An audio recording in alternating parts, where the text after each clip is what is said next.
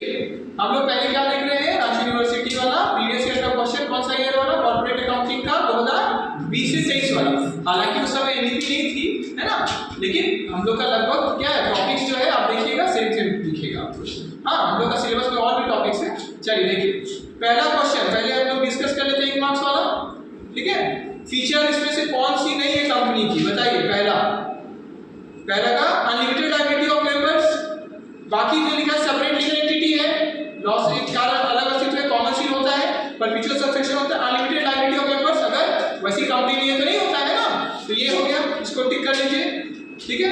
फिर profit earned on reissue of forfeited share, बताइए जो प्रॉफिट हुआ है वो रीइश्यू में कहां बेचते थे उसको, कहां बेचते थे, कौन सा प्रॉफिट कहलाता है, ये कैपिटल प्रॉफिट ना, तो कहां जाता है, कैपिटल रिजर्व। क्लियर हो गया, क्लियर है सबको। नेक्स्ट, डिबेंचर होल्डर्स को क्या माना जाता है, ओनर, प्रमोटर, शेयर होल्डर या क्रेडिटर,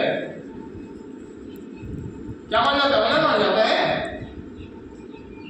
क्या माना जाता है, लोन दिए ना वो तो क्या माना जाएगा, क्रेडिटर्स, है ना। क्लियर सबको, बोलिए क्लियर है।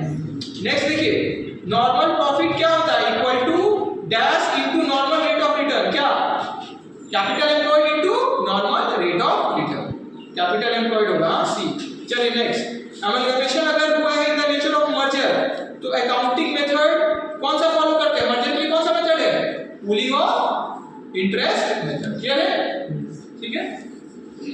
परचेज वाले के लिए परचेज मेथड है ना। ट्रू फॉल्स, चलिए कंपनीज, पब्लिक कंपनी क्या परमिटेड है इशू करने के लिए शेयर एट डिस्काउंट, आंसर क्या होगा, फॉल्स, है ना। सेक्शन 53 है शायद, वो क्या बोलती है कि सिर्फ किसके लिए इशू कर सकते हैं, कुछ ही सर्कमस्टेंस में डिस्काउंट भी इशू कर सकते हैं, अलाउड नहीं है ना।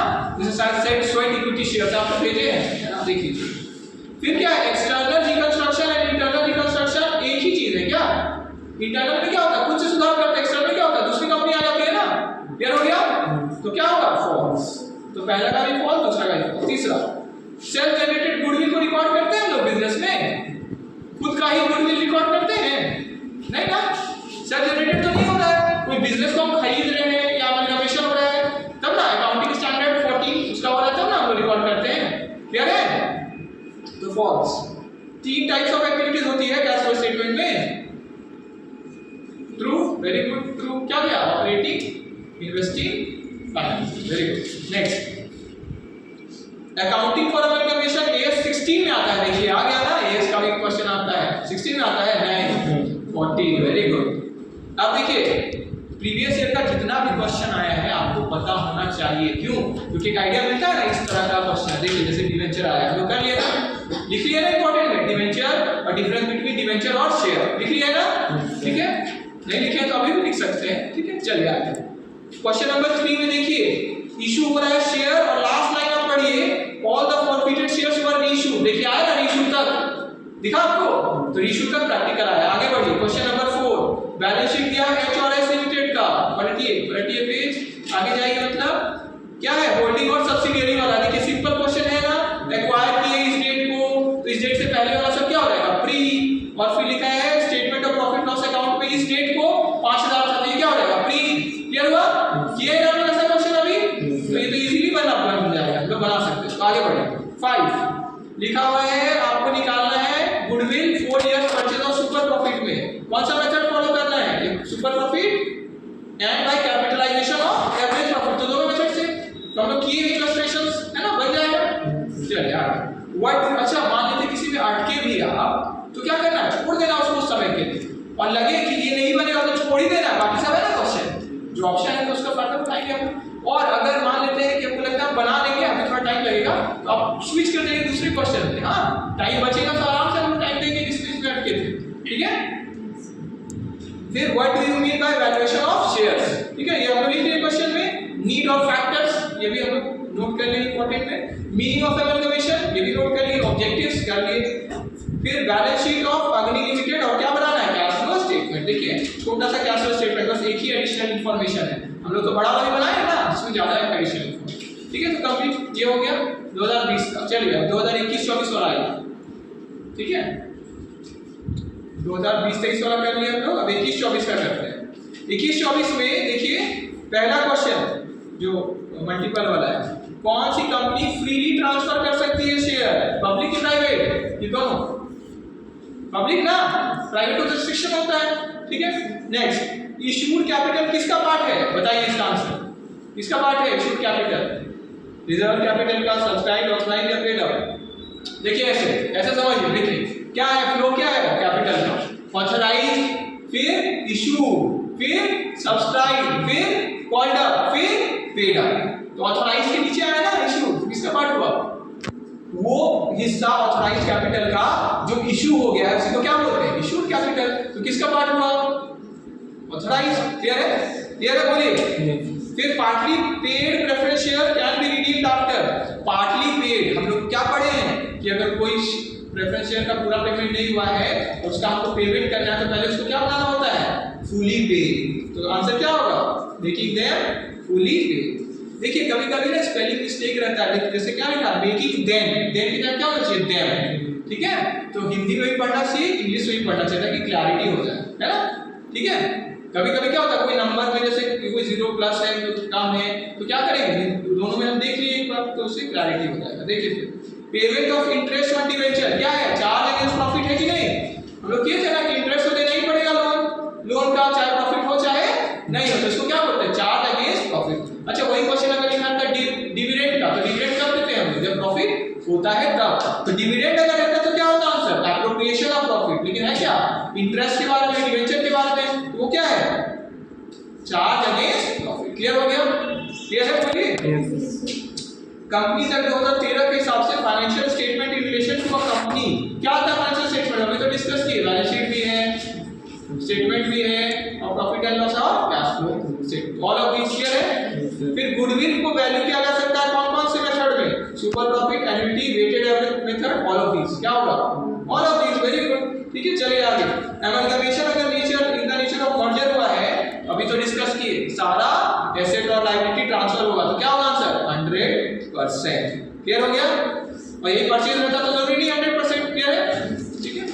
पांचों में से एक भी कंडीशन सेटिस्फाई नहीं हुआ तो क्या होता है, परचेज। पांचों सेटिस्फाई तो क्या होगा, मर्जर, ठीक है। फिर हमारा कौन सा, इसमें क्या लिखा, issue of debenture for consideration other than cash. देखिए कॉन्सेप्ट का बात करते हैं हम, इशू किए डिवेंचर किस क्या से, अदर देन कैश, मतलब उसका पैसा नहीं ले रहे हैं, मतलब क्या हुआ, डिवेंचर इशू कर दिया वैसे। तो बताइए आप डिवेंचर अगर इशू किए हैं और पैसा नहीं लिए हैं तो क्या होगा, वो किस एक्टिविटी में जाएगा, कैश फ्लो स्टेटमेंट में, फाइनेंस ऑपरेटिंग में जाएगा, फाइनेंसिंग में जाएगा या इन्वेस्टिंग में जाएगा, किसी में जाएगा, पैसा गया कहां, समझ में आया? आंसर क्या होगा, नन ऑफ दिस। क्लियर हो गया?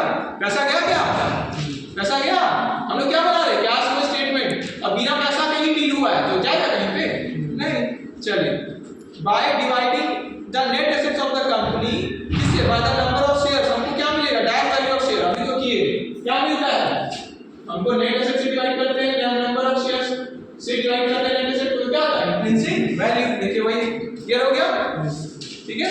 Next, debenture can be redeemed out of, हम लोग पढ़े ना कैसे कैसे, सोर्स क्या होता है, जैसे जिससे हम पेमेंट करेंगे डिवेंचर्स का, तो हम लोग पढ़े या तो प्रॉफिट से भी हो सकता है या कैपिटल से भी हो सकता है या हम मार्केट से भी खरीद सकते हैं, पढ़े ना ये सब। तो क्या होगा मेरा, ऑल ऑफ दिस, ठीक है। फिर आइए नेक्स्ट क्वेश्चन क्या है, वैल्यूएशन ऑफ शेयर्स, ऑब्जेक्टिव्स क्या है उसका, कौन कौन सा मेथड फॉलो होता है, 3 वाई मेथड, जो भी मेथड से लिखेंगे हम।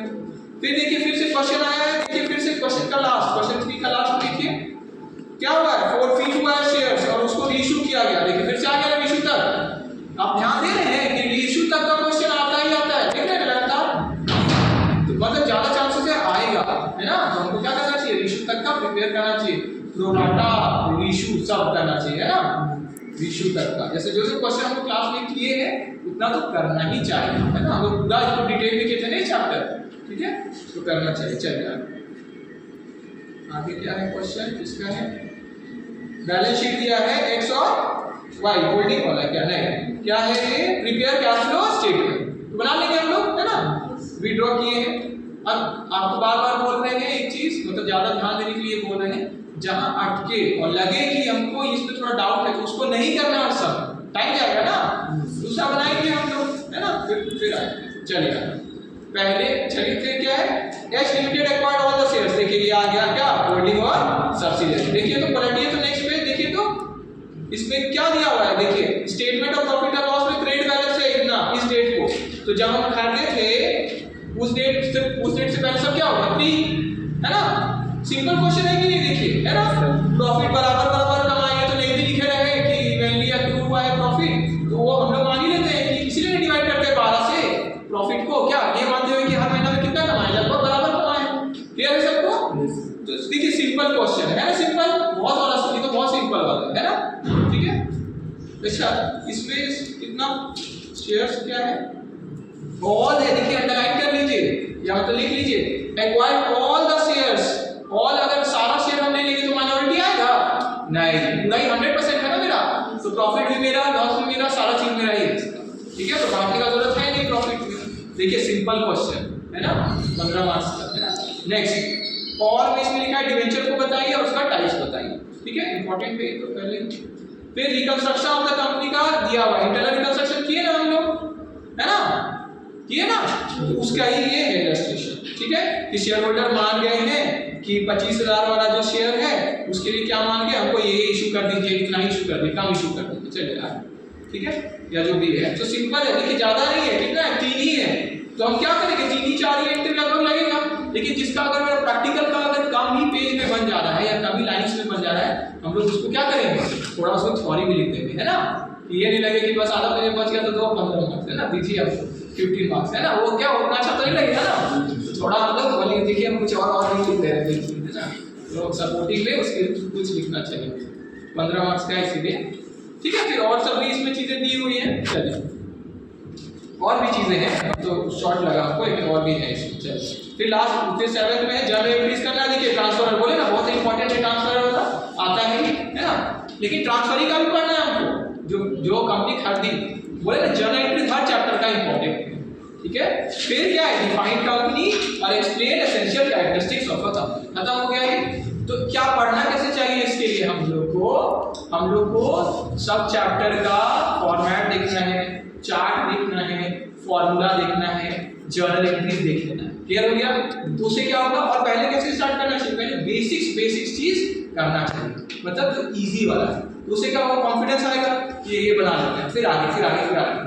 फिर स्पीड बढ़ा लेना है, हाँ, फिर एग्जाम से भी कंपेयर करना है, एग्जाम में किस लेवल का आया हुआ है, और ये भी हो जाए एग्जाम वाला भी, फिर थोड़ा और आगे बढ़ना है, कौन सा, जो क्लास में कितना हम लोग कर लिए वो सभी करेंगे तब ना, क्लास में क्योंकि हम लोग ज्यादा इलस्ट्रेशंस किए ना, थोड़ा ज्यादा, तो उसमें क्या क्या इलस्ट्रेशन हुआ है, तो प्रिपेयर क्या करना चाहिए, थ्योरी भी करना चाहिए और प्रैक्टिकल भी, क्योंकि आपको नहीं पता है कि कितना थ्योरी आएगा कितना प्रैक्टिकल आएगा, जरूरी है 3 थ्योरी आके प्रैक्टिकल नहीं है, जरूरी हो सकता है 4 थ्योरी आ जाए, 2 प्रैक्टिकल आ जाए, हो सकता है 5 थ्योरी आ जाए, 1 कम आ जाए, तो क्या होना चाहिए, प्रिपरेशन अच्छा होना चाहिए, ठीक है। और रिवीजन जितना आप करेंगे उतना बेटर है, जैसे एक टॉपिक पढ़ लिए फिर तुरंत रिवाइज भी कर लेंगे, और अगले दिन या टाइम है तो शाम में ही उसको तुरंत देख लीजिए, जिससे क्या होगा, जितना रिवीजन करेंगे आपका टाइम फिर क्या होगा, घटेगा हर चैप्टर के, क्योंकि जितना बार हम पढ़ते क्या होता है, तुरंत हो जाता है ना। इतना टाइम में हम लोग 4-5 घंटा जो भी लगा, इतना खत्म किए होल्डिंग और एमलगमेशन, 2-3 दिन लग गया, इतना क्लास लग गया, इशू ऑफ शेयर का इतना क्लास लग गया, लेकिन रिवीजन में कितना जल्दी हो जाता है, एक क्लास में खत्म। तो ये होता फायदा किसका, रिवीजन का। वो बड़ा चीज आप क्या ज्यादा जानते हैं, मतलब तुरंत उसको समझ जाते हैं। तो रिवीजन किसको ज्यादा फास्ट हुआ, जो प्रैक्टिस ज्यादा करते हैं ना, प्रैक्टिस। तो इलस्ट्रेशन के लिए आपका राइटिंग स्पीड ज्यादा होना चाहिए, कैसे बनेगा वो, प्रैक्टिस से।